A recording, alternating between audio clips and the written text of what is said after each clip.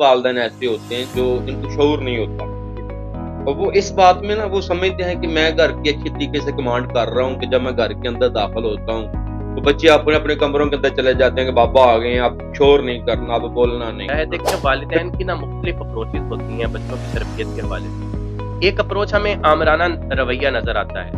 यानी जो ही वालिद अंदर एंटर हुआ और बच्चे अपने अपने कमरों में और माँ कहती है अब आप चले जाओ, दूर हो चले जाओ, ये ऐसा नहीं होना चाहिए। मैं ये कुछ एक और आंसर ये है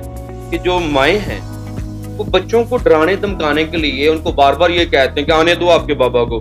बताती हूँ मैं करवाती हूँ आपका इलाज। ये आमराना रवैया हमें खत्म करना होगा, खत्म करना, यानी फोर्स फॉर्मेलिटी के जरिए आप बच्चे को कायल नहीं कर सकते, या तकरीर के जरिए बच्चे को कायल नहीं कर सकते। यानी कोई अच्छा काम करवाना हो, मैं बीइंग अ फादर अपने बच्चे को कहूँ कि आप नमाज पढ़ने जाओ लेकिन मैं खुद पढ़ने ना जाऊँ, तो बच्चा मुझसे सवाल करेगा कि अब्बा जान आप क्यों नहीं जाते, आप क्यों नहीं जाते। ये तो घर में फॉर एग्जाम्पल मेहमान आते हैं, वहाँ पे बिस्किट रखे जाते हैं, चाय कोई खाने पीने की चीज है, छोटे बच्चे हैं क्योंकि बचपना है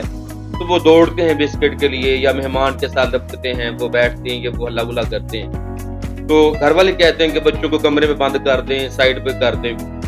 तो मैं कहता हूँ कि इनको अपना बचपना जीने दें, कुछ नहीं होता।